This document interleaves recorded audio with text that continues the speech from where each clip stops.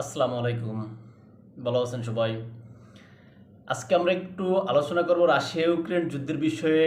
Russia Ukraine যুদ্ধ চলমান। Russia এই ইউক্রেনের ভূখণ্ড দেদারসে দখল করতেছে এবং এখানে যুক্তরাষ্ট্র এখন নীরব এক প্রকার সম্মতি দিয়ে যাচ্ছে। কেননা আপনারা জানেন যে রাশিয়া ইউক্রেন যুদ্ধে একটা সমাধানে আসার জন্য যুক্তরাষ্ট্র আসলে চেষ্টা করতেছে, কিন্তু এখানে রাশিয়া যেভাবে নতুন নতুন শর্ত জুড়ে দিচ্ছে এবং তার যে দাবি দেওয়াগুলো যেভাবে আঁকড়ে ধরে আছে, সেক্ষেত্রে আসলে যুক্তরাষ্ট্র এখানে অসহায়ের মতো মাইনে নিতেছে অনেক দাবি।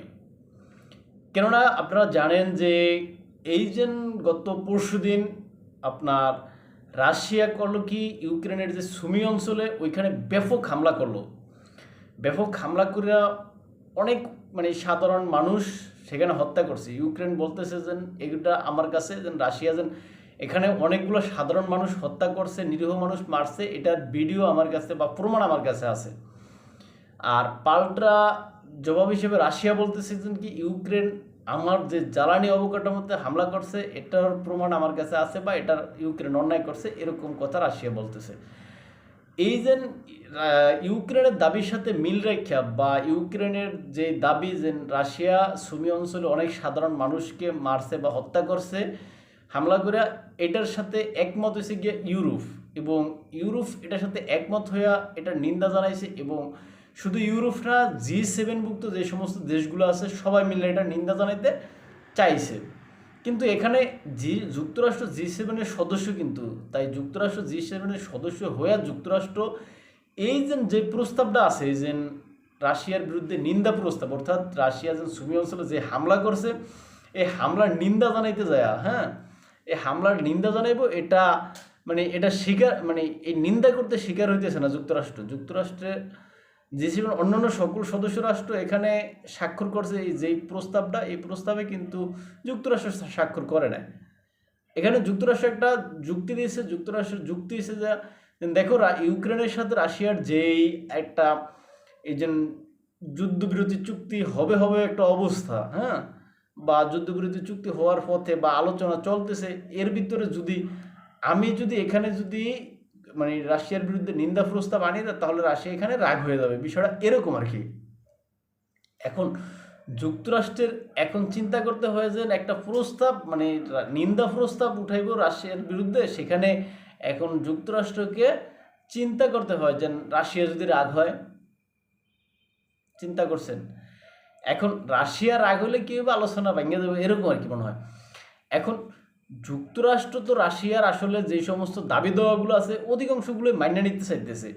কেননা রাশিয়া আপনার এই যে সমস্ত দাবি দেওয়া তার ভিতরে কি ছিল, এই যে লুহানস্ক, দোনেক্স, জাফরিজিয়া, তারপর হচ্ছে কি আপনার ওই যে ক্রিমিয়া, হ্যাঁ, এই অঞ্চলগুলো রাশিয়ার অধীনে থাকবে বা রাশিয়ার স্বীকৃতি দিয়ে দিবে পশ্চিমারা। এখন যুক্তরাষ্ট্র কত হয়েছে, ভাই তুই এটি নে তোরে আমি এটি স্বীকৃতি দিম, সমস্যা নাই, হ্যাঁ। তারপর হচ্ছে গিয়া আরও অন্যান্য ইউক্রেনের এই যে সমস্ত ইউক্রেনের ভিতরের রাশিয়ার যে সমস্ত দাবি দেওয়াগুলো, ইউক্রেন ন্যাটোর সদস্য হইতে পারবো না, তারপরে হচ্ছে যা ইউক্রেন একটা বাফার জোন হিসেবে থাকবে, হ্যাঁ, ন্যাটো আর সামনে আগাইতে পারবে না, এরকম ইত্যাদি ইত্যাদি যত দাবি দেওয়াগুলো আছে, এখন যুক্তরাষ্ট্র এগুলো সবই মাইনে নিতে চাইতেছে। এখন রাশিয়ার এখানে কত হয়েছে গিয়া বা রাশিয়া এখানে বেঁকে বসে আছে, দূর বেড়া, এডি কোনো চুক্তি হলো, এডি কি, এর থেকে বড় কিছু নিয়ে আসো। রাশিয়ার এই সমস্ত দাবি দেওয়াগুলো পূর্বে ছিল, এখন রাশিয়া ওই সমস্ত দাবি দেওয়ার সাথে আরও তার বড় বড় দাবি দেওয়া অ্যাড করতে চাইতেছে। এখন যুক্তরাষ্ট্র এই দাবি দেওয়াগুলো মাইনা নেওয়ার পথে প্রায়, এখন রাশিয়া এমন ভাবতে হইতেছে যে এগুলো কোনো বিষয় না, এটি কোনো দাবি হইল নাকি, আরও বড় কিছু নেই। আরও বড় কিছু কি নিয়ে যুক্তরাষ্ট্র যাবে, এখন যুক্তরাষ্ট্র এর থেকে বড় কিছু নিয়ে যেতে পারে কি, টোটাল ইউক্রেন রাশিয়ারে দিয়ে দিবে, তারপর কি করবে, পোল্যান্ডের একটা অংশ রাশিয়াকে দিয়ে দিবে এবং রাশিয়া জার্মানিও যাতে আক্রমণ করতে পারে, এরকম একটা ভাবসাব। এখন যুক্তরাষ্ট্র এখানে কি করবে, যুক্তরাষ্ট্র কি সেইভাবে দিয়ে দিবে না এখানেও রাশিয়াকে বুঝাইতে চেষ্টা করবে? এখন যুক্তরাষ্ট্রের কেন দায় ঠেকা পড়ছে যে এখানে রাশিয়াকে বুঝানো বা রাশিয়ার কাছে এত সফট পাওয়ার মানে এত সফট হয়ে যাইতেছে যুক্তরাষ্ট্র, কারণ কি? বয়ফ্রেন্ড গার্লফ্রেন্ডের কাছে যায় যেরকম সব মানে নরম হয়ে যায়, বিষয়টা এরকম মতো মনে হয় না? এখন যুক্তরাষ্ট্র এত নরম হওয়ার কারণ কি রাশিয়ার কাছে? এত নরম হওয়ার তো কোনো কারণ নাই। এখন কেন হচ্ছে, কিসের জন্য হচ্ছে, এটা তারাই যুক্তরাষ্ট্রই ভালো জানবে। কিন্তু এই যে যুক্তরাষ্ট্র এত নরম হচ্ছে রাশিয়ার কাছে, এর খেসারত কিন্তু দিতে হয়েছে ইউক্রেন এবং ইউরোপকে দিতে হইতেছে। ইউরোপ এই যে রাশিয়া যেভাবে আগ্রাসন মানে যে আগ্রাসন চালাইতেছে, এই আগ্রাসনের ভুক্তভোগী হবে ইউরোপ। এখন যুক্তরাষ্ট্র তো এখানে মানে রাশিয়া থেকে অনেক দূরে আছে, বা রাশিয়ার সাথে যুক্তরাষ্ট্রের যে প্রেম খেলা বর্তমানে চলতেছে, এতে আসলে ইউরোপ সন্তুষ্ট না। তাই ইউরোপ এখন যুক্তরাষ্ট্রের পারে না বুঝাইতে, হ্যাঁ, পারে না রাশিয়ার সাথে সম্পর্ক করতে। এখন ইউরোপ আছে দোটানার ভিতরে।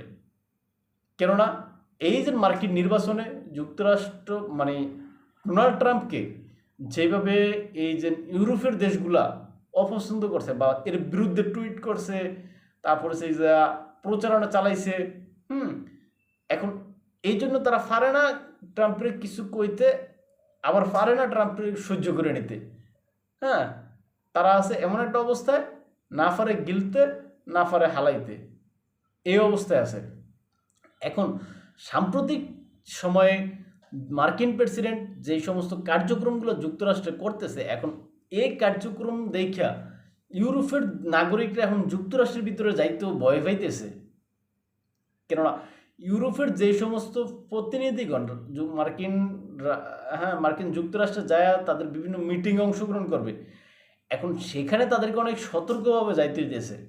কেননা যে কোনো সময় এই সমস্ত মানে কূটনীতিকদের বা এই সমস্ত গেস্টদের ভিআইপি এদের কোনো মনে করেন আপনার মোবাইল বা ল্যাপটপ এগুলো যদি নেওয়া যায়, তারা এগুলো যদি যুক্তরাষ্ট্রের কাস্টমসের হাতে ধরা খেলে এগুলো যদি তল্লাশি চালাইলে দেখা যাবে যে তারা মানে এই সমস্ত নেতারা বা এই সমস্ত কূটনীতিকরা ডোনাল্ড ট্রাম্পের বিরুদ্ধে প্রচারণা চালাইছে। তাই হয়তো এই সমস্ত লোকদেরকে যুক্তরাষ্ট্র মানে বর্তমানে যে অবস্থা, আইন কানুন বলতে কিছু নাই, ইচ্ছা করলে গ্রেপ্তার করে ফেলাইব। আবার এই সমস্ত লোকগুলোরে মনে করেন আবার ব্যাক পাঠাই দিল তাদের দেশে, এখন ওই সমস্ত লোকগুলোর সম্মানহানি হইব। তাই এখন মানে এই উচ্চ পর্যায়ের প্রতিনিধিগণও মার্কিন যুক্তরাষ্ট্রে যাইতে ভয় পাইতে আছে। এই হচ্ছে যুক্তরাষ্ট্র এবং আপনার ইউরোপের যে সম্পর্ক, এইটা সম্পর্কে টানাফোড়ন রাশিয়া ইউক্রেন যুদ্ধের বিষয়ে। এখন যুক্তরাষ্ট্র কেন রাশিয়ার প্রতি এত সফট হচ্ছে, রাশিয়াকে এত প্রাধান্য দিচ্ছে, হ্যাঁ, সেটা একমাত্র তারাই ভালো জানে। তবে এই প্রাধান্য বা এই যে রাশিয়ার প্রতি এত সফট বা এত উদার প্রীতি দেখানো, এটা হয়তো ইউরোপের জন্য আসলে আদতে ভালো হবে না। তাই দেখা হবে অন্য কোনো ভিডিওতে, অন্য কোনো বিষয় নিয়ে। হ্যাঁ, ভালো থাকবেন, এবং যারা চ্যানেলে নতুন তারা চ্যানেলটা সাবস্ক্রাইব করবেন, এবং আপনাদের বিজ্ঞ মতামত আমাদের কমেন্ট বক্সে লিখবেন, এবং ভালো থাকবেন, এবং বন্ধুরা যাতে দেখতে পারে এই জন্য শেয়ার করে রাখবেন ভিডিওটা। আসসালামু আলাইকুম।